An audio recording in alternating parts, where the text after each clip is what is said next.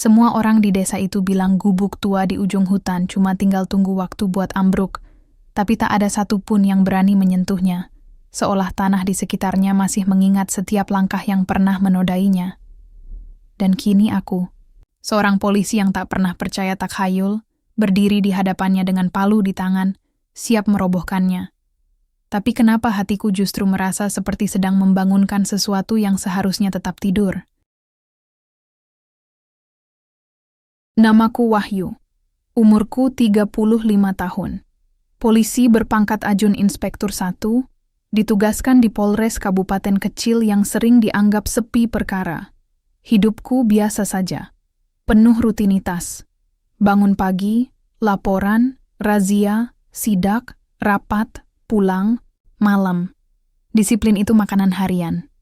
Emosi? Harus dikunci rapat-rapat. Sampai suatu pagi, aku dapat perintah yang kelihatannya sepele. Pak Wahyu, ini dari Kapolres langsung. Ada penertiban bangunan liar di desa Rawa Endah. Gubuk tua, katanya enggak ada izin, enggak bayar pajak tanah, dan katanya agak bikin resah warga. Aku mendengar perintah itu sambil menyeruput kopi sachet di ruang staf. Isinya air panas dan ampas. Hambar. Tapi aku tetap minum. Karena tugas ya tugas. Enggak penting mau bangunan liar atau rumah pejabat. Kalau disuruh robohin, ya tinggal robohin. Berangkat siang ini aja. Dinas PU sudah siapin alat berat. Lanjut rekan kerjaku. Rinto, aku cuma angguk. Rawa Endah, pikirku. Bukannya itu desa yang udah hampir mati? Kalau nggak salah, jaraknya sekitar 2 jam dari kota. Jalan tanah. Sinyal susah. Paling cuma dihuni beberapa kepala keluarga. Aku bahkan nggak yakin itu desa masih ada di peta terbaru. Tapi ya sudah. Ini cuma tugas. Dan aku nggak pernah nolak tugas. Mobil dinas melaju di jalanan berlubang, melewati ladang ilalang dan sawah kering. Udara siang panas dan berdebu, bikin tenggorokan rasanya seperti ditaburi pasir. Aku duduk di kursi depan, ngetik laporan sambil lihat jalan dari jendela. Di kursi belakang, 2 petugas Satpol PP asik ngobrol soal THR yang belum turun. Denger-denger yang punya gubuk itu udah tua banget, Pak. Hidup sendiri. Warga sih katanya suka denger dia ngomong sendiri di ladang. Celetuk salah satunya sambil mengunyah permen. Aku nggak jawab. Aneh juga sih. Kalau memang udah tua, kenapa nggak dibantu? Tapi ya, siapa kita buat ngehakimin keputusan kantor? Lagi pula, yang kami lakuin ini demi ketertiban umum. Gubuk tua itu dianggap mengganggu pemandangan, bikin image desa jelek. Kami sampai di Rawa Endah sekitar pukul 3 sore. Langit mulai abu-abu. Angin kering meniup dedaunan sampai berserakan di tanah. Udara mendadak terasa berat, kayak mengandung debu dan bisikan tak terdengar. Dan di sanalah dia, gubuk itu berdiri sendiri, terpisah dari rumah-rumah penduduk lain. Terlihat reyot, lapuk, dan nyaris roboh hanya dengan dorongan angin. Atapnya bolong. Dindingnya sudah menghitam seperti arang. Anehnya, di sekelilingnya bersih. Rumput terpotong rapi, bunga liar tumbuh dalam pola yang nyaris seperti taman kecil. Aku turun dari mobil. Langkahku mantap, tapi ada hawa dingin yang nyelusup, masuk ke tengkuku. Nggak masuk akal. Padahal hari masih siang. Seorang pria tua menghampiri kami. Kepala dusun, katanya. Tubuhnya kurus, jalan tertatih, tapi sorot matanya tajam. Pak Wahyu, saya paham ini tugas. Tapi saya mau bilang satu hal. Katanya dengan nada pelan. Kami di sini tidak pernah menyentuh gubuk itu. Bukan karena takut sama orangnya. Tapi karena tempat itu bukan milik dunia ini saja. Aku nyaris tertawa, tapi ku tahan. Maksud Bapak? Pria itu menghela napas. Ibu tua itu tinggal sendiri. Namanya Sari. Sudah puluhan tahun. Sejak saya kecil pun beliau sudah ada di situ. Gubuk itu warisan. Dan katanya ada perjanjian. Perjanjian? Dia mengangguk. Bukan dengan manusia. Kali ini aku memang tertawa. Pak, ini zaman sekarang. Perjanjian-perjanjian mistis itu urusan zaman dulu. Sekarang yang berlaku itu hukum negara. Wajahnya tidak berubah. Hanya berkata lirih, "Saya sudah sampaikan. Terserah Bapak." Pukul 4 sore, bulldozer mulai bergerak. Aku berdiri beberapa meter dari gubuk. Matahari mulai turun. Langit semakin kelabu. Dan tiba-tiba, angin bertiup kencang. Suara mesin alat berat nyaris tenggelam oleh suara desir angin dan dedaunan yang berisik jatuh dari pohon. Satu kali dorong, dinding gubuk roboh. Kayu lapuk retak, tanah bergetar sedikit. Tapi saat itu juga, aku merasa seperti baru saja membangunkan sesuatu yang harusnya tetap tertidur. Seorang wanita tua muncul dari balik ladang. Rambutnya putih, panjang, bajunya compang-camping, dan dia berjalan dengan langkah lambat. Warga mulai bisik-bisik. Beberapa mundur. Dia tidak menatap siapapun, hanya berjalan ke arah gubuk yang sudah rata dengan tanah, lalu berlutut. Tangannya meraba tanah. Mulutnya komat kamit, entah berdoa atau mengutuk. Lalu dia menatapku, matanya keruh tapi tajam. Dan dia berkata, "Kau sudah buka pintunya, Nak. Semoga kau kuat menanggungnya." Aku diam. Waktu seolah berhenti. Angin mendadak lenyap, sunyi. Bahkan, suara burung pun tak ada. Dunia seperti membeku. Dan aku, untuk pertama kalinya dalam hidup, merasa telah melakukan sesuatu yang tak bisa diperbaiki. Malam itu aku kembali ke rumah. Tubuhku lelah, tapi pikiranku kacau. Kata-kata nenek itu terngiang-ngiang di kepalaku. Bukan karena nadanya menakutkan, tapi karena aku merasa percaya, seolah kalimat itu bukan ancaman, tapi peringatan. Dan malam itu juga, aku bermimpi, aku berdiri di tengah ladang. Hujan turun. Aku melihat gubuk itu utuh kembali. Tapi semua dindingnya terbuat dari daging. Atapnya dari rambut. Dan di dalamnya, ada bayi menangis. Suara tangisnya memanggil namaku. Wahyu. Aku terbangun. Nafasku sesak. Tubuhku dingin. Di luar jendela, ada bayangan berdiri. Diam. Hanya berdiri. Aku memejamkan mata. Menggenggam rosario kecil warisan ibuku. Tapi tidak berdoa. Karena dalam hatiku, aku tahu, aku telah membangunkan sesuatu. Dan sekarang, dia mengawasiku. Hujan datang tiba-tiba, seperti orang marah yang melemparkan air dari langit. Padahal langit tadi masih terang, awan cuma tipis. Bahkan matahari masih sempat menyinari dedaunan. Tapi saat aku berdiri di sisi jalan, memandangi sisa gubuk yang sudah rata dengan tanah, langit berubah muram seketika. Dan saat bulir pertama jatuh ke pipiku, aku tahu, itu bukan hujan biasa, airnya dingin, sangat dingin, lebih dari yang seharusnya, seperti air sumur yang diangkat dari perut bumi paling dalam. Aku menatap tanah itu, puing-puing kayu berserakan. Beberapa arang hitam, mungkin sisa api dapur si nenek. Ada sobekan kain lusuh yang tersangkut di salah satu papan yang belum terinjak bulldozer. Bunga liar yang dulu tumbuh di depan pintu sekarang tercampur lumpur dan serpihan genting. Dan di sana, di tengah hujan yang makin deras, si nenek masih berlutut. Mulutnya tetap bergerak, matanya tertutup. Tangannya menggenggam tanah yang basah dan mulai berubah warna menjadi merah kehitaman. Aku melangkah pelan ke arahnya. "Nek," ucapku. Mencoba terdengar netral. Dia membuka matanya, menatapku. Lalu tersenyum, samar, pahit, seperti seseorang yang tahu bahwa semuanya sudah terlambat. "Aku sudah memperingatkan," katanya lirih. Nyaris tak terdengar di tengah derasnya hujan. Aku menunduk. "Saya cuma menjalankan perintah, Nek. Tidak ada niat untuk menyakiti siapapun." "Niatmu bukan soal," katanya lagi, dengan suara yang kini lebih jelas. "Kau tak tahu apa yang kau bangunkan." Tanganku mengepal. Aku membenci perasaan ini. Perasaan bersalah. Perasaan yang datang tiba-tiba dan tak bisa dijelaskan dengan logika. Kalau memang ada sesuatu, saya minta maaf. Dia menatapku lama. Lama sekali. Lalu matanya berkaca-kaca. "Sudah terlambat, Nak." Lalu dia berdiri. Perlahan. Badannya gemetar. Tapi dia tetap tegak. Air hujan mengguyur rambutnya, wajahnya, pakaiannya. Tapi dia tidak menggigil. Tidak goyah. "Aku akan pergi," katanya. Tapi bukan aku yang akan tinggal di sini. Kuncinya sudah berkarat, tapi aku paksa buka. Dan di dalamnya, ada sesuatu yang mengubah segalanya. Sebuah buku harian. Kulitnya dari kain lusuh. Halaman pertama basah dan sudah sobek. Tapi saat aku buka halaman kedua, aku membeku. Tertulis dengan tulisan tangan. Untuk Wahyu, kalau kau membaca ini, berarti semuanya sudah terlambat. Aku terjatuh, mataku berkaca-kaca, tangan gemetar. Siapa aku sebenarnya? Dan kenapa namaku ada di sana? Tanganku gemetar saat memegang buku harian itu. Namaku tertulis di sana, dengan tinta yang sudah mulai memudar.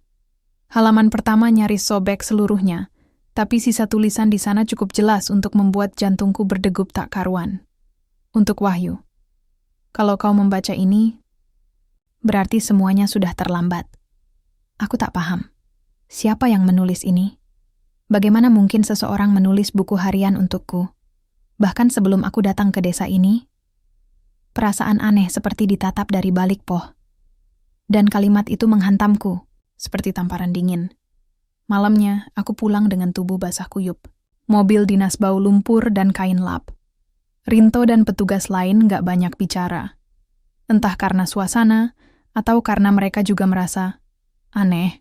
Aku tiba di rumah pukul 9 malam. Istriku, Dita, menyambutku dengan handuk dan senyum cemas. Kamu, kenapa?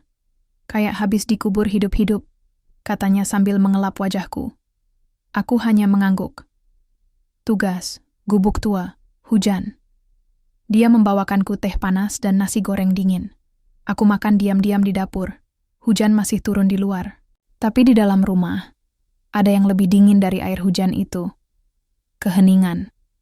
Bukan karena tidak ada suara, tapi karena ada suara yang tak seharusnya ada. Di atas plafon terdengar seperti langkah pelan, lembut, seperti kaki telanjang. 1, 2, berhenti. Lalu terdengar lagi, seperti seseorang berjalan perlahan, mencari sesuatu. Aku menengadah. Plafon rumah kami rendah. Tak ada loteng. Hanya ruangan kosong selebar 1 meter di antara atap dan langit-langit. Tak mungkin ada orang di sana. Tapi langkah itu nyata. Aku bangkit, membawa kursi, naik untuk membuka lubang kecil di atas lemari tempat kabel listrik mengular. Aku menyalakan senter dari HP dan menyorot ke dalam. Kosong. Tapi saat aku turunkan senter, aku melihatnya. Bekas jejak kaki, basah, di atas triplek yang seharusnya kering. Malam itu aku tidak tidur. Tubuhku di kasur, tapi mataku terbuka. Dita tidur di sampingku. Nafasnya tenang. Tapi aku, setiap kali mencoba memejamkan mata, aku mendengar suara itu. Tangisan pelan. Seperti anak kecil. Tapi bukan dari luar. Bukan dari rumah tetangga. Dari dalam. Dari dalam dinding kamar, aku bangkit. Kupasang telinga di dinding. Suara itu masih terdengar, dan semakin jelas. Tangis kecil. Sesekali berubah jadi tawa lirih. Aku memukul dinding itu. Suara berhenti. Beberapa detik kemudian, suara pintu kamar mandi terbuka sendiri. Aku refleks meraih senter. Kamar mandi kosong. Tapi air keran menetes. Dan di cermin, tertulis sesuatu. Kabut di permukaan kaca membentuk kata yang menggigilkan. Maaf tak pernah cukup. Besoknya aku kembali ke kantor. Wajahku pucat, mataku merah, dan aku kehilangan nafsu makan. Rinto melihatku dan bersiul pelan. Serem banget, Pak. Habis dikejar. Tuyul? Aku nggak jawab. Karena diam-diam, aku percaya. Ada sesuatu yang ikut pulang dari desa itu. Sesuatu yang bukan manusia. Sesuatu yang marah. Saat sore menjelang, aku kembali ke TKP. Kali ini sendirian. Gubuk itu sudah jadi lapangan tanah kosong. Tapi aku merasa seperti ada yang berdiri di sana. Menungguku, menatapku. Langit kembali gelap. Dan entah kenapa, aku terdorong untuk mencari. Aku berjalan pelan di antara puing yang belum dibersihkan. Mataku menyapu tanah. Sesuatu membuatku berhenti. Ada sebuah peti kecil, terkubur sebagian di bawah papan tua. Aku jongkok. Menggali dengan tangan kosong. On menghantamku saat aku membaca lebih lanjut. Tulisannya rapi, kadang miring, tapi masih bisa terbaca. Isinya campuran antara narasi dan catatan. Harian, seperti seseorang yang berusaha mengabadikan kenangan yang tak pernah bisa diceritakan pada siapapun. Hari ini aku mimpi lagi. Lelaki itu datang. Matanya seperti milik anakku, tapi wajahnya bukan milik siapa-siapa. Dia berdiri di depan gubuk, dan dia bilang, "Waktunya sudah hampir habis." Aku tahu itu bukan mimpi biasa. Itu peringatan. Kalimat itu membuat tengkuku merinding. Aku melanjutkan. Sudah bertahun-tahun aku menjaga ini sendirian. Menjaga mereka agar tetap tertidur. Supaya tidak keluar. Supaya tidak mencari. Tapi aku tahu, aku sudah tua. Tanganku lemah. Suaraku tak lagi cukup keras untuk menenangkan mereka. Jika gubuk ini hilang, batas itu akan runtuh. Dan yang dibaliknya akan lepas. Aku menutup buku itu sejenak. Nafasku tercekat.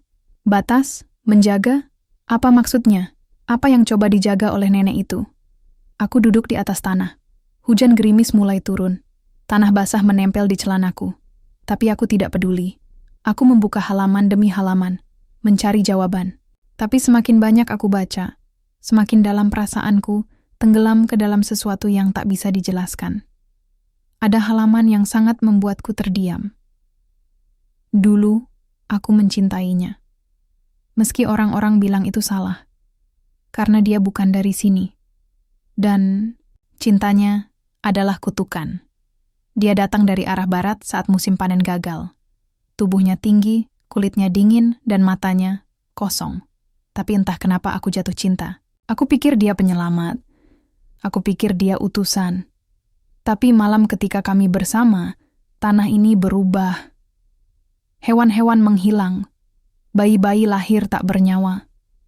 Dan aku hamil. Aku membaca ulang paragraf itu berkali-kali. Perutku mual. Ini bukan cinta. Biasa. Ini sesuatu yang lain. Anak yang lahir dariku. Tidak seperti anak-anak lain. Dia tak menangis. Dia tak tumbuh. Tapi dia tetap hidup. Aku menyimpannya di dalam gubuk. Di ruang belakang. Aku beri nama dia Wahyu. Aku membeku. Namaku. Itu namaku. Aku ingin percaya bahwa ini semua hanya kebetulan.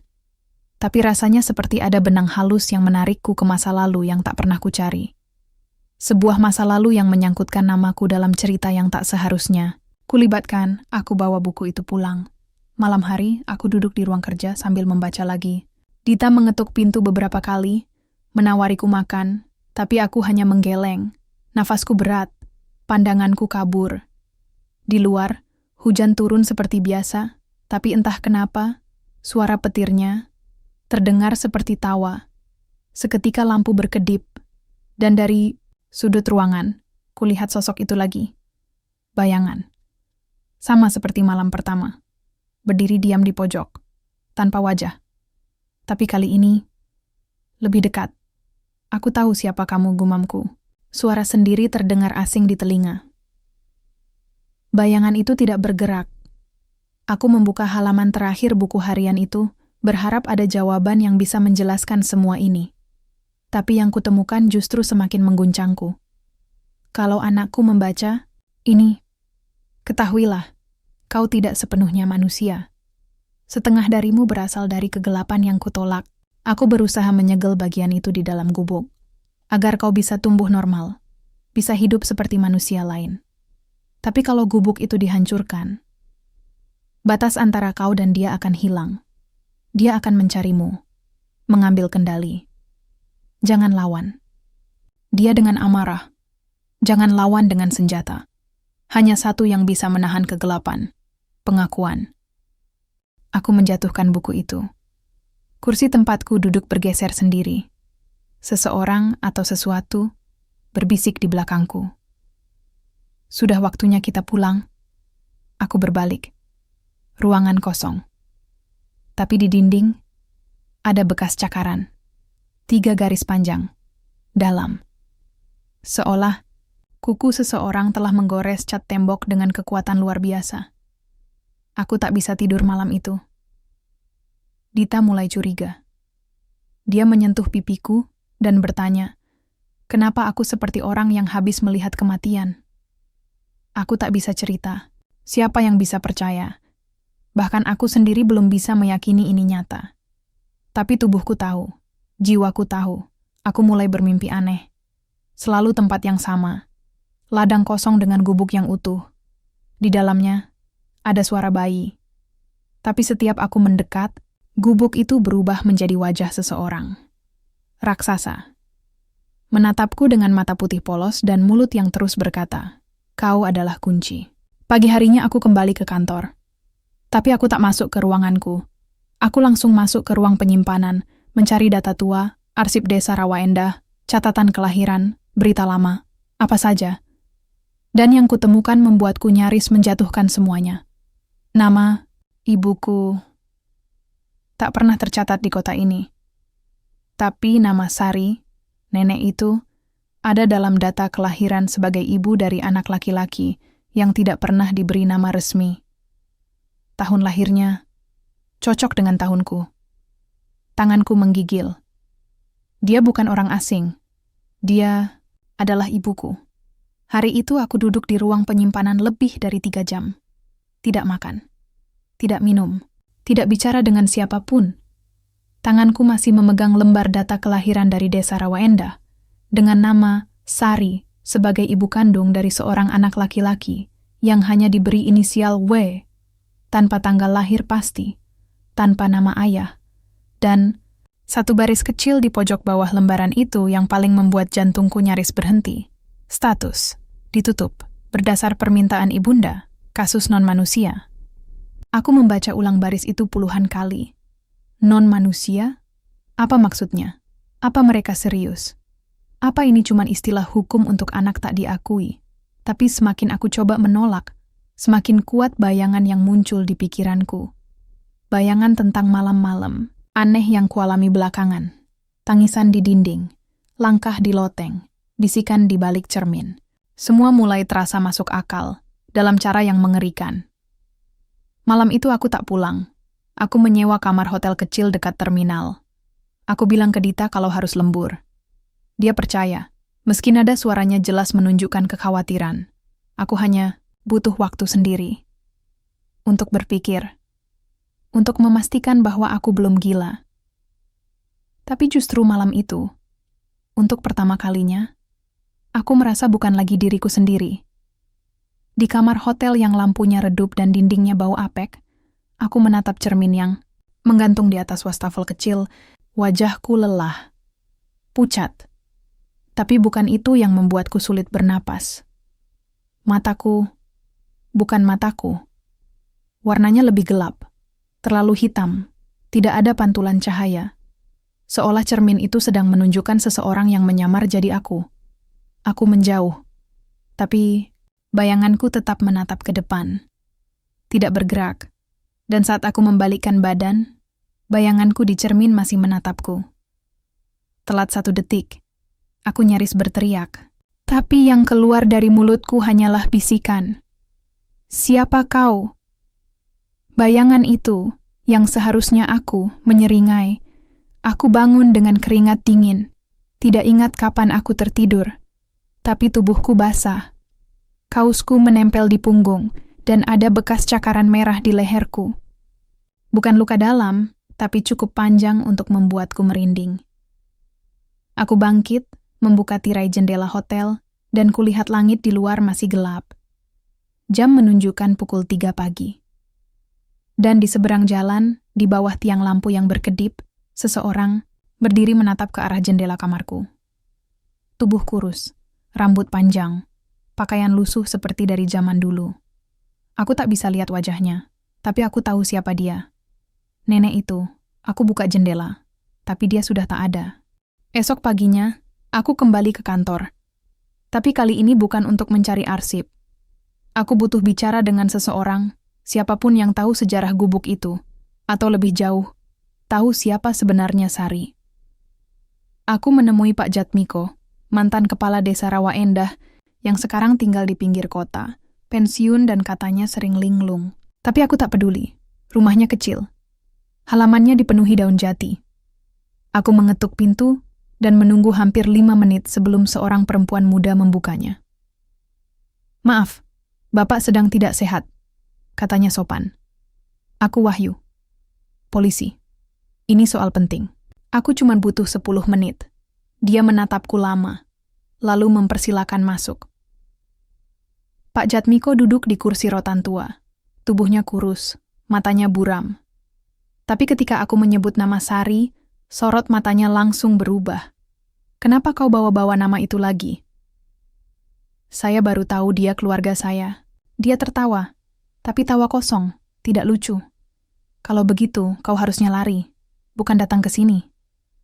Aku menahan emosi, duduk perlahan di depannya. Saya cuma ingin tahu, siapa dia sebenarnya? Kenapa semua orang di desa seperti takut sama dia? Dia menarik napas panjang.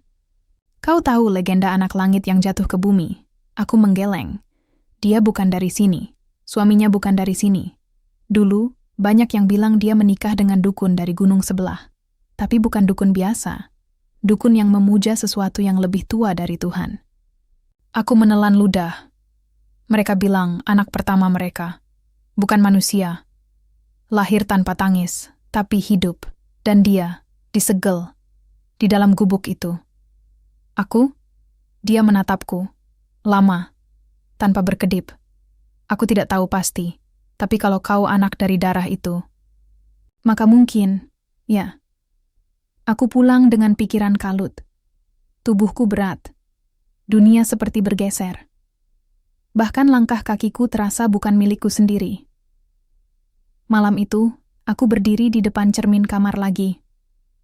Tapi kini aku tahu, yang kulihat di dalamnya bukan hanya bayangan. Itu, penjara. Dan dia, yang di dalam sana, yang selama ini terkunci, sekarang mulai melihat keluar. Mencari celah. Tanganku bergerak sendiri. Jemariku mencengkeram sisi meja.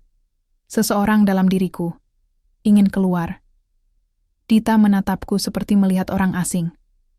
Pagi itu, saat aku pulang dari rumah Pak Jatmiko, dia menyambutku dengan senyum yang canggung. Biasanya dia akan langsung memeluk atau bertanya kemana aku pergi. Tapi kali ini, dia hanya berdiri di ambang pintu. Diam, matanya bergerak pelan dari ujung kaki sampai wajahku. Seolah mencoba memastikan aku ini benar-benar Wahyu. "Aku masak bubur," katanya pelan. "Kamu belum makan, kan?" Aku hanya mengangguk. Kata-kata rasanya terlalu sulit keluar. Leherku kaku. Lidahku berat. Sesuatu di dalam diriku mulai tak sinkron. Aku sadar itu. Gerak tubuhku kadang terasa seperti milik orang lain. Ada jeda kecil antara niat dan tindakan. Seolah ada lapisan tipis yang membatasi pikiranku dengan tubuh ini. Dan kadang, aku mendengar suara itu lagi. Waktumu habis.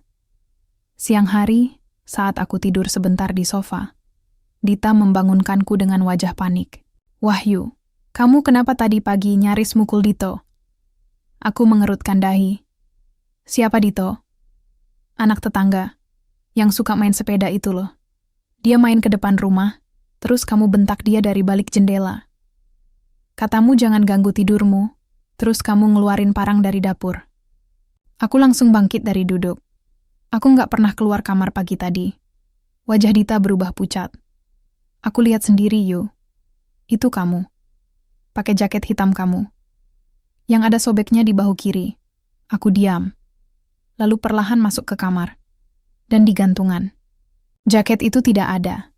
Malamnya, aku periksa rekaman CCTV rumah. Kamera depan rumah masih aktif. Aku buka rekaman jam 7 pagi. Dan di sana, aku berdiri di teras. Menatap lurus ke jalan. Diam. Tak bergerak. Hampir 5 menit. Lalu dengan pelan, menoleh ke arah kamera. Dan tersenyum. Tapi senyum itu, bukan senyumku. Terlalu lebar. Terlalu kaku. Dan matanya kosong. hitam seperti arang. Aku menutup laptop, jantungku berdebar tak karuan. Ada yang memakai wajahku, dan dia hidup di waktu yang sama denganku. Aku mulai tidur dengan lampu menyala. Sesuatu yang tidak pernah kulakukan sebelumnya. Bahkan sebagai polisi yang pernah berhadapan dengan pembunuh bersenjata, aku tak pernah merasa sewas pada ini. Tapi malam itu, aku sadar, yang sedang kuhadapi bukan manusia, dan bukan juga makhluk biasa. Dia, aku yang lain. Pukul 2 dini hari, aku terbangun karena suara tangisan. Bukan dari luar, tapi dari dalam lemari kamar. Perlahan aku bangkit, tangan meraba laci mencari senter. Suara tangisan itu terus terdengar, lirih, seperti anak kecil yang ketakutan. Kakiku bergerak sendiri. Keringat dingin membasahi tengkukku. Aku buka lemari. Kosong. Tapi, di bagian dalam pintunya, tertulis sebuah kalimat. Dengan spidol merah. Jangan biarkan dia masuk dari cermin. Hari-hari berikutnya jadi semakin kabur. Aku mulai kehilangan waktu. Bangun di tempat asing. Tiba-tiba sudah berada di tengah jalan tanpa ingat bagaimana bisa ke sana. Dan yang paling mengerikan, Dita mulai takut padaku. Suatu malam dia menangis diam-diam di dapur. Aku dengar dari balik pintu. Suaranya lirih. Aku nggak tahu itu masih dia atau bukan. Tapi rasanya, Wahyu yang kemarin bukan Wahyu yang hari ini. Aku ingin masuk dan meyakinkannya. Tapi aku malah berdiri diam, terpaku. Seolah tubuhku menolak mendekat. Puncaknya terjadi 2 hari kemudian. Saat aku pulang dari kantor, kulihat pintu rumah terbuka. Dita duduk di lantai ruang tamu. Wajahnya pucat, matanya bengkak, dan di tangannya ada rekaman dari CCTV yang sama yang kulihat beberapa hari lalu. Aku nemu ini di laci kerja kamu. Dia menunjuk layar. Tapi yang muncul kali ini bukan hanya aku. Ada 2 aku. Satu berdiri di dapur, satunya lagi duduk di sofa. Mereka tidak menyadari keberadaan satu sama lain. Keduanya hidup di ruang dan waktu yang sama. Gerakan mereka tidak sinkron. Satunya tertawa, satunya memegang pisau. Aku udah lapor ke atasan kamu, Yu. Maaf. Aku takut, ini bukan kamu. Aku duduk di lantai, lututku lemas, tanganku gemetar. Aku mulai percaya, aku sedang diambil alih. Malam itu aku kembali membuka buku harian nenek. Kali ini aku membacanya dengan gemetar, berharap ada solusi. Dan kutemukan satu halaman yang belum kulihat sebelumnya. Kalau kau membaca ini, berarti dia sudah mulai keluar. Jangan percaya pada cermin. Jangan percaya pada pantulan air. Dia bisa muncul dari mana saja yang bisa memantulkan bentukmu. Yang kau hadapi bukan roh biasa. Dia bukan arwah. Dia adalah bayangan yang lahir dari dosa cinta. Dan dia hanya bisa dihentikan kalau engkau mengakui asalmu. Bukan kepada orang lain, tapi kepada dirimu sendiri. Aku menutup buku itu, lalu menatap bayanganku di kaca jendela. Dan di sana dia berdiri. Tapi kali ini dia tidak diam. Dia meniru gerakanku, tapi dengan sedikit keterlambatan. Seperti kaset usang yang diputar terlalu lambat. Aku mendekat. Dia juga. Aku angkat tangan. Dia mengangkat tangannya dan mengetuk kaca. Tok, tok, tok, 3 kali. Lalu, tangan di dalam kaca mulai retak. Suatu malam, aku bangun karena suara gemericik air. Awalnya kupikir itu hanya suara dari kamar mandi. Mungkin keran bocor atau suara dari luar jendela yang basah karena hujan. Tapi tidak ada hujan malam itu. Dan suara itu datang dari dalam cermin. Aku berdiri terpaku di depan meja rias kamar. Senter dari ponsel kuarahkan ke sana.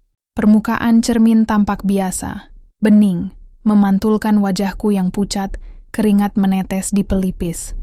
Namun bayanganku tidak menatap ke arah yang sama.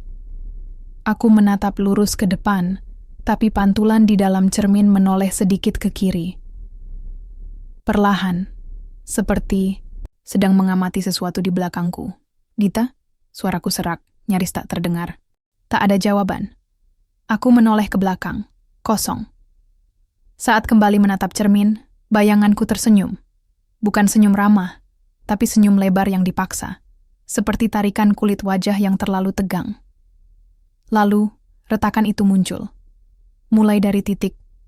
Di tengah dahi bayanganku, menjalar seperti akar, menyebar ke seluruh permukaan kaca. Tapi cermin itu tidak benar-benar retak. Tidak ada suara pecahan, tak ada serpihan.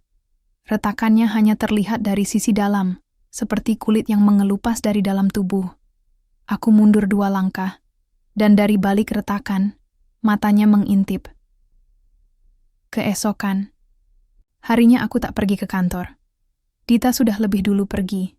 Tidak pamit, tidak meninggalkan catatan. Ponselnya tak aktif. Aku tahu, dia takut. Dan mungkin, dia benar untuk pergi. Aku duduk di ruang tamu dengan kepala tertunduk, tanganku memegang buku harian itu lagi.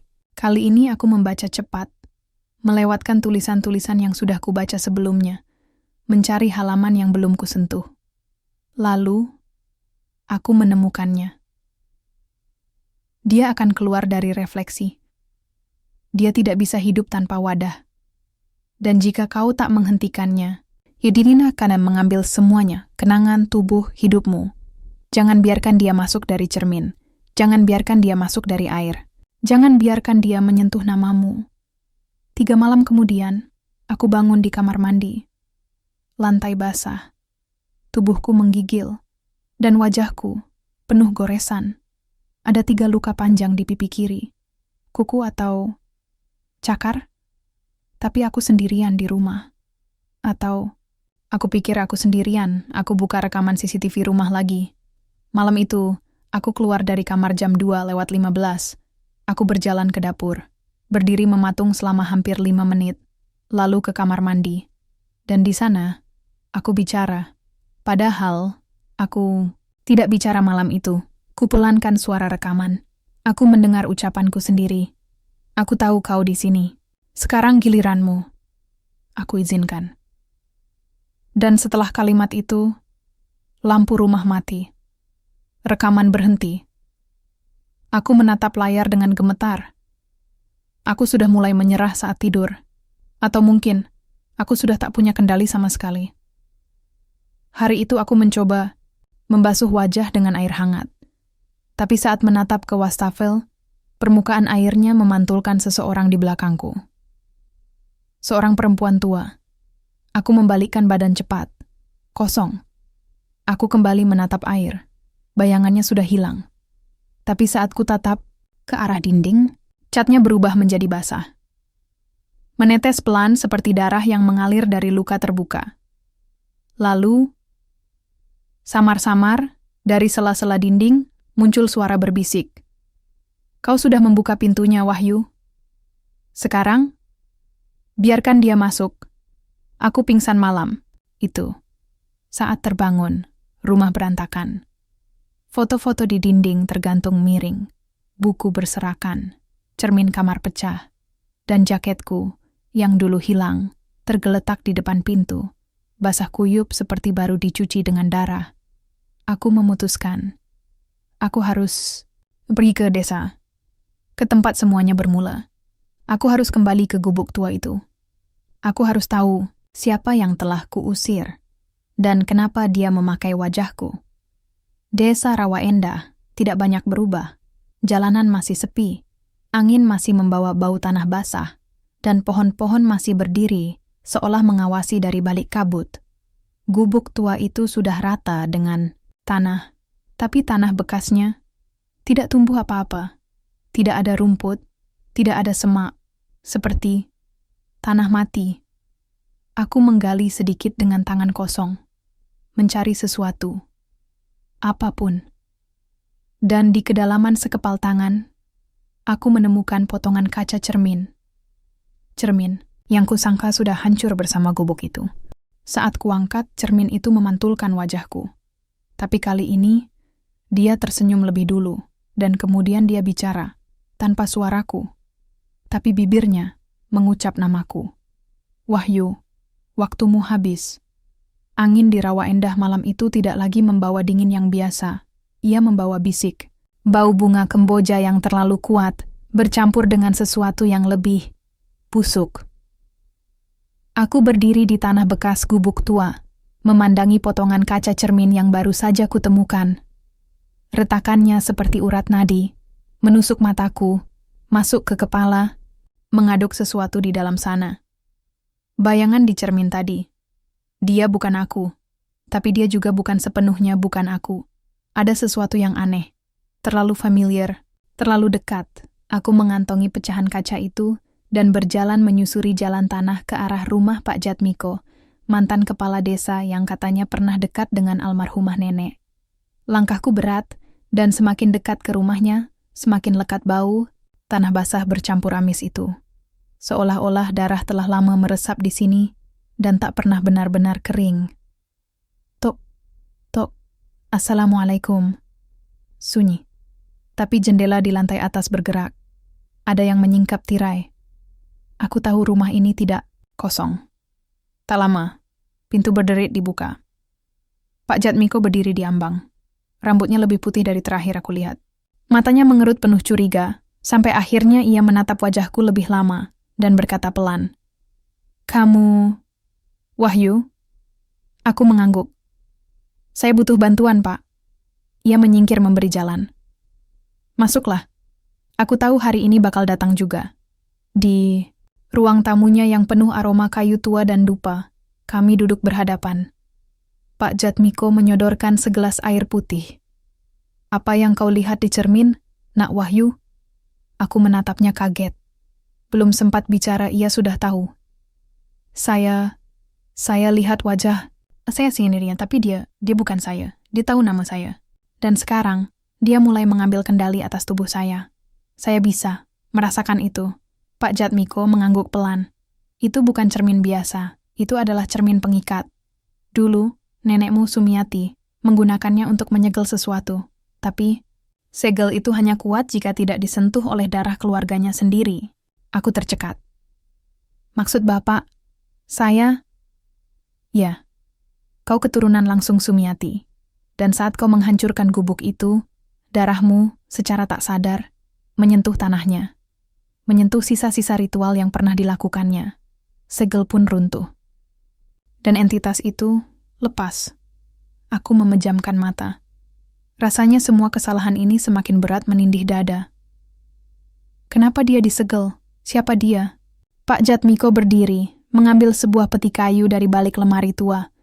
Ia mengeluarkan lembaran-lembaran kuno, tulisan tangan, gambar-gambar aneh, dan foto nenekku yang masih muda.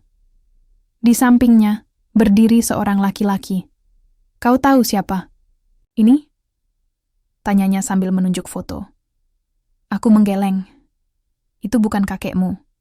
Itu suaminya yang pertama. Lelaki dari seberang. Seorang dukun ilmu hitam dari pesisir yang datang dan merayu Sumiati. Cinta mereka ditolak keluarga, dan akhirnya dia mengikat Sumiati dengan perjanjian darah. Dia tak pernah mati, Wahyu. Ia hanya tersegel." Tubuhku bergetar. Pak Jatmiko menunjuk gambar simbol yang terukir pada salah satu lembaran. Simbol ini harus digambar ulang di tempat gubuk berdiri. Lalu kau harus melakukan ritual pemurnian. Tapi satu hal yang paling penting, hanya darah keturunan yang bisa mengakhiri perjanjian. Aku tahu maksudnya. Harus darah saya? Pak Jatmiko menatap dalam. Kau tak perlu mati, tapi kau akan kehilangan sesuatu. Mungkin tubuh, mungkin ingatan, mungkin jiwamu. Aku menelan ludah. Tiba-tiba, aku merasa tubuhku dingin. Lalu, kulihat di kaca lemari. Bayanganku tersenyum. Lagi. "Cepat, Wahyu," kata Pak Jatmiko. "Dia sudah mulai menguasaimu sepenuhnya. Sebentar lagi kau tak akan bisa bedakan mana kau, mana dia." Malam itu juga kami kembali ke bekas gubuk. Aku berdiri di tengah tanah tandus. Pak Jatmiko menyalakan dupa dan mulai menggambar simbol di tanah dengan kapur putih. Angin berembus liar. Pepohonan meliuk seperti tubuh yang sedang menari dengan marah. Aku mengeluarkan potongan cermin dari saku. "Letakkan di tengah lingkaran," katanya. Dan berdirilah tepat di hadapannya. Jangan bergerak sampai aku selesai membaca mantra. Aku melangkah pelan. Tangan gemetar. Keringat dingin membasahi leher. Cermin itu kini menampilkan bukan hanya wajahku, tapi banyak wajah. Semua mirip aku. Semuanya tersenyum. Aku berdiri diam. Napasku mulai berat. Lalu, cermin itu bergetar. Pak Jatmiko mulai membaca mantra dengan suara rendah dan cepat. Cermin retak. Potongan kecilnya mulai terangkat. Melayang. Bayangan di dalam mulai berteriak, tapi tidak terdengar. Lalu aku melihatnya, dia yang asli. Lelaki itu. Wajah pucat, mata hitam, senyum yang terlalu lebar untuk rahang manusia. Dia menempelkan tangannya. Di balik cermin seolah ingin keluar, aku ingin mundur. Tapi kakiku kaku. Mulutku terkunci. Pak Jatmiko memekik. Wahyu, jangan bergerak. Dia belum lengkap. Cermin bergetar semakin keras. Lalu, meledak. Aku terlempar ke tanah. Kabut hitam menyelimuti semuanya. Suara tawa menggema, seperti ribuan tawa dalam satu tubuh. Tapi perlahan, semua jadi sunyi. Aku membuka mata. Pak Jatmiko tergeletak tak sadarkan diri. Dan di depanku, sebuah bayangan hitam berdiri. Tanpa wajah, hanya siluet, dia menunjuk ke arahku. Lalu, masuk ke tubuhku. Gelap. Aku tidak tahu berapa lama aku pingsan. Atau apakah ini masih bagian dari dunia nyata.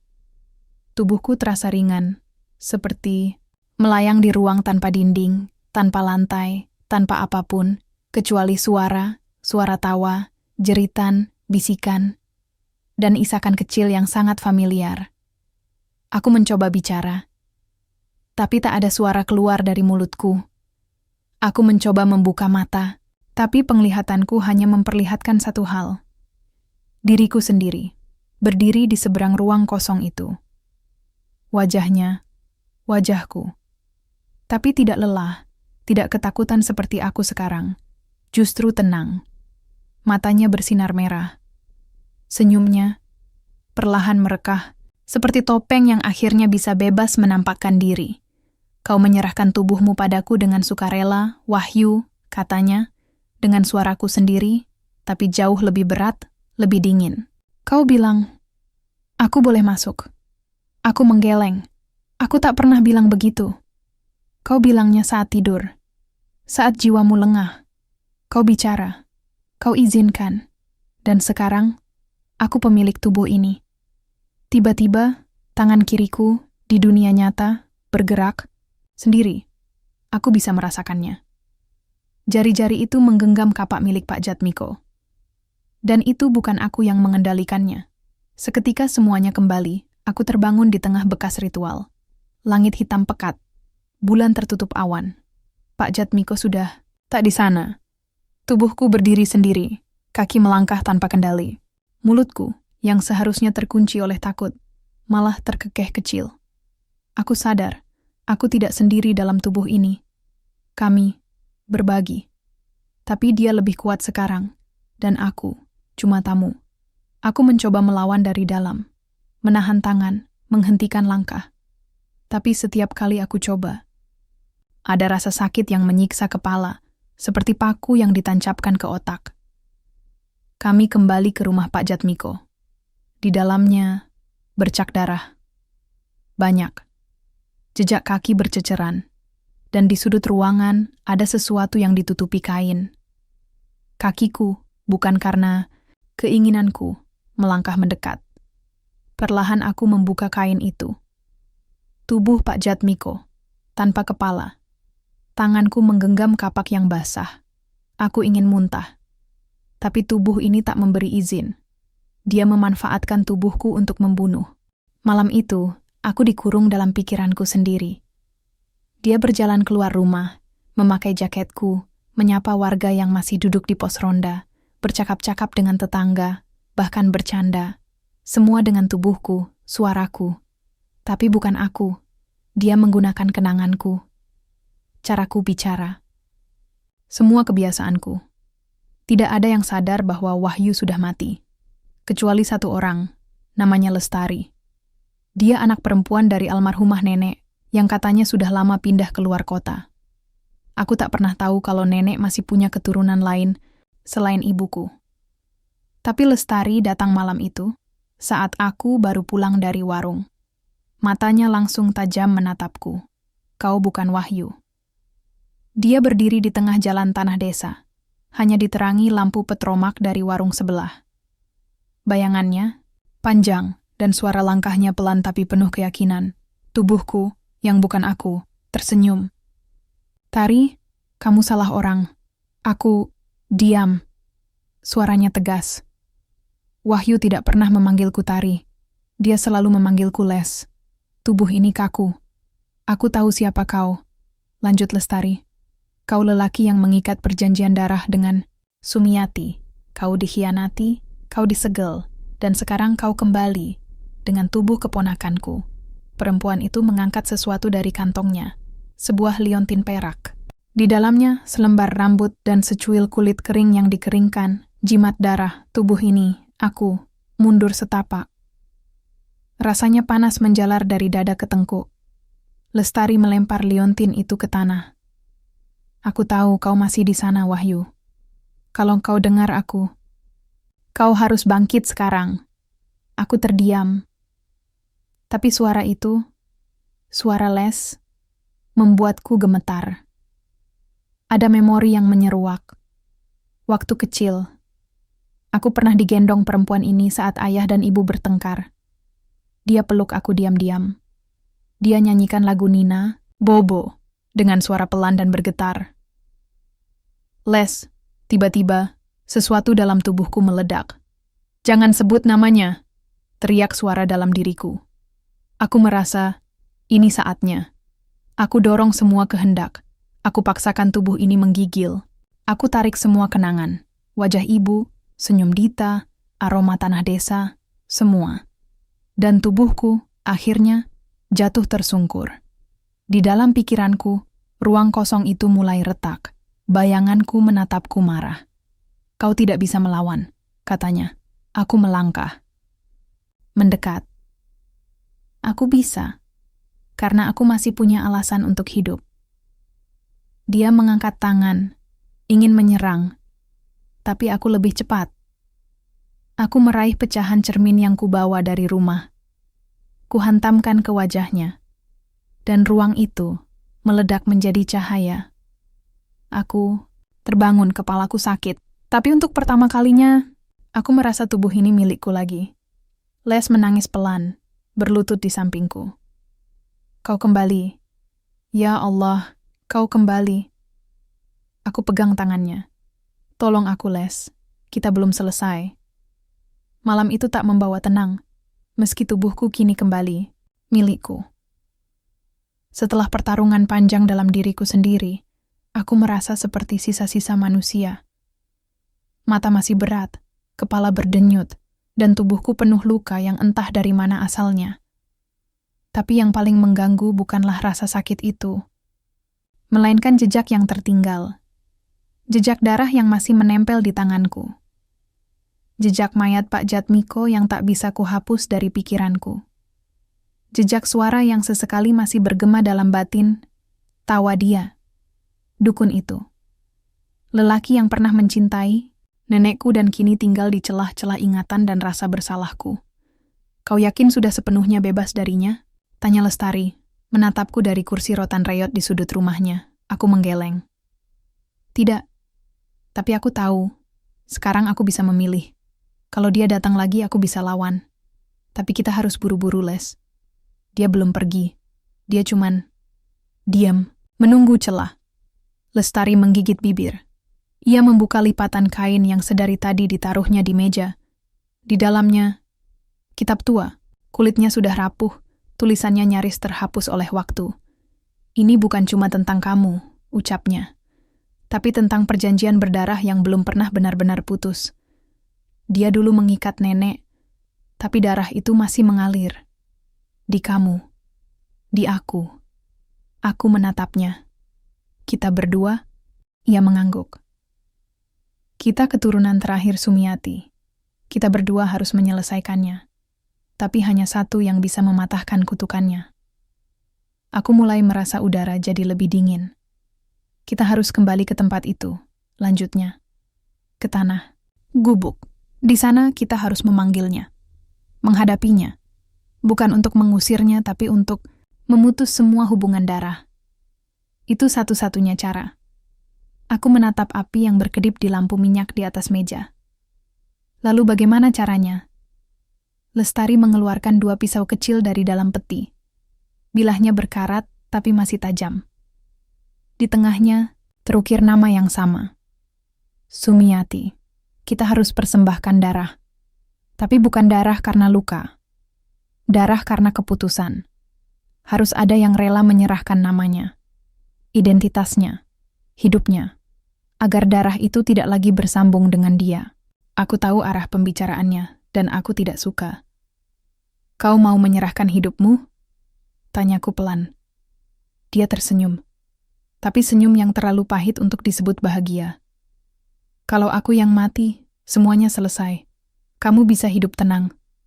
Tapi, kamu juga bisa memilih. Aku bangkit berdiri. Jangan mulai ngomongin pengorbanan dulu. Kita belum sampai di sana. Kita hadapi dia dulu. Kita lihat siapa yang harus dikorbankan. Kami kembali ke tempat gubuk dengan membawa semua perlengkapan. Lampu minyak, kitab tua, pisau, segenggam rambut dari liontin, dan selembar kain putih milik nenek. Angin di tanah itu aneh malam itu. Seperti berputar-putar tak tentu arah. Bumi bergetar pelan setiap kali kami menginjakan kaki di sana. Suara-suara kecil mulai terdengar dari balik pepohonan. Suara anak-anak menangis, suara tawa, suara bisikan dengan bahasa yang tidak pernah kupelajari. Kami menggambar ulang lingkaran di tanah, menaruh potongan rambut dan potongan pakaian nenek di tengahnya. Lestari duduk bersila, matanya terpejam. Aku duduk di seberangnya. Lampu minyak menyala redup. Ia mulai membaca doa. Tapi langit tak menunggu kami selesai. Awan bergulung seperti pusaran, tinta. Kilat menyambar tanpa suara. Tanah bergetar lebih kuat. Dan dari dalam lingkaran, tubuh muncul. Bukan bayangan. Bukan kabut. Tapi benar-benar tubuh manusia. Wajahnya setengah membusuk, tapi matanya menyala merah. Mulutnya mencong seperti tersenyum, tapi terlalu lebar. Tangan kirinya memegang potongan kepala. Kepala yang kukenal. Pak Jatmiko.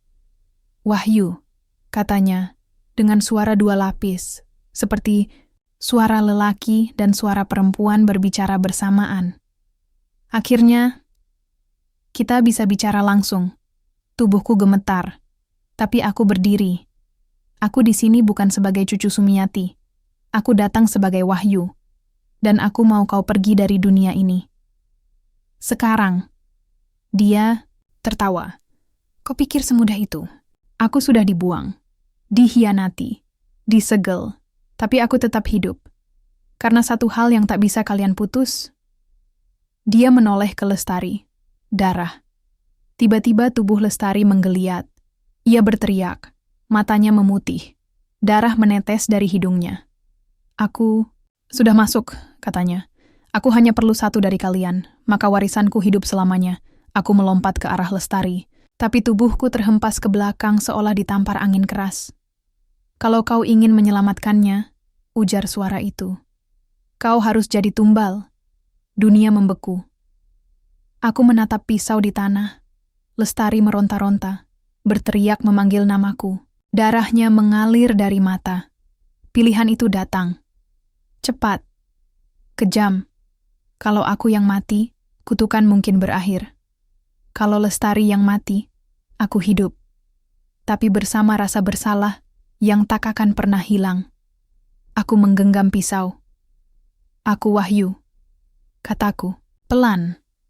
Aku keturunan Sumiati. Tapi darah ini berhenti di sini. Aku angkat pisaunya. Pisau itu dingin di tanganku. Tapi jari-jariku mantap menggenggamnya. Tak lagi gemetar, tak lagi ragu. Di hadapanku Lestari masih berteriak-teriak. Tapi kini suaranya berubah, lebih dalam, bukan lagi miliknya. Mata merah menyala itu bukan matanya. Tubuh itu bukan tubuhnya. Tapi jiwanya masih di sana, masih melawan. Dan aku tak akan membiarkannya hancur karena dosaku. Aku Wahyu, gumamku sekali lagi. Lebih tegas, lebih keras. Dan aku memilih menebusnya. Aku menancapkan ujung pisau ke telapak tanganku. Darah mengalir, menetes ke tanah yang telah digambar lingkaran. Angin langsung menderu kencang. Langit seperti pecah. Suara-suara dari dalam tanah meraung. Tapi aku tak berhenti. Aku meraih sehelai rambut nenek dari mangkuk kecil di tengah lingkaran, mencampurnya dengan darahku. Lalu kuteteskan ke api yang menyala kecil di dalam cawan tembikar. Api itu mendesis, menyala biru. Lalu meledak dalam cahaya keemasan. Tubuh Lestari terhempas ke belakang. Ia menjerit, tubuhnya kejang, tapi kali ini suara itu keluar. Keluar sebagai kabut pekat yang membentuk wajah. Wajah itu, dia dukun itu kini tergolek sebagai asap berputar-putar di dalam lingkaran api. Menggeliat, menjerit, tapi tak bisa kabur. Kau pikir ini pengorbanan? Jeritnya. Ini kebodohan, aku akan kembali. Selalu, aku melangkah ke tengah lingkaran. Pisau masih di tangan, tapi aku tak lagi gemetar. Nama itu milik nenekku, tapi tubuh ini milikku. Aku memilih untuk tidak meneruskan darahnya. Aku putus semuanya di sini. Aku menorehkan pisau ke dadaku, membuat garis tipis tepat di atas jantung. Darahku menetes ke tanah. Lingkaran menyala terang. Dan dalam sekejap, kabut itu menjerit nyaring. Lalu menguap lenyap, seperti asap lilin yang padam. Hilang, tanpa bekas. Aku tak sadar berapa lama aku pingsan. Saat membuka mata, aku sudah berada di dalam rumah Lestari. Ia duduk di sampingku, menggenggam tanganku. Sudah selesai? Tanyaku. Dengan suara serak, ia mengangguk. Sudah, tidak ada yang tersisa. Kami duduk dalam diam. Dunia begitu tenang malam itu. Tak ada suara angin, tak ada bisikan. Tak ada tawa atau isak tangis dari pohon-pohon. Hening. Lalu, sekarang kita apa? Tanyaku, pelan. Lestari memandang keluar jendela. Sekarang, kita hidup. Tapi tidak untuk mewarisi, tidak untuk meneruskan. Kita hidup sebagai manusia biasa, tanpa warisan darah, tanpa kutukan. Aku menatap tanganku yang mulai sembuh. Luka-luka itu perlahan memudar, tapi bekasnya akan selalu ada. Dan aku ingin mengingatnya, karena itu bukan luka. Itu tanda bahwa aku pernah memilih. Beberapa minggu kemudian, aku kembali ke kantor. Rekan-rekan menyambutku dengan tawa dan tepukan bahu. Tak ada yang tahu apa yang benar-benar terjadi. Kematian Pak Jatmiko disebut kecelakaan. Desa itu disebut tanah rawan longsor. Dan gubuk tua itu kini sudah menjadi tanah kosong, ditumbuhi ilalang liar. Kadang aku kembali ke sana, berdiri di tepi tanah itu, menunduk, mengingat. Kadang aku masih melihat bayangan perempuan tua duduk di ayunan reyot, tersenyum ke arahku. Tapi aku tahu, itu hanya kenangan. Dan kenangan, kalau disimpan baik-baik, tak akan berubah menjadi kutukan. Beberapa bulan kemudian, Lestari memutuskan pindah ke kota kecil di seberang provinsi, membuka warung makan. Aku masih sering menerima kabar darinya. Ia bahagia, dan aku juga mulai menemukan kebahagiaanku. Perlahan, aku masih Wahyu, masih seorang polisi. Tapi sekarang, aku bukan hanya penegak hukum. Aku adalah penjaga sebuah rahasia. Penjaga sejarah yang seharusnya tak pernah terjadi lagi. Karena kadang, yang harus kita robohkan bukan gubuk tuanya, tapi warisan luka yang tersembunyi di dalamnya.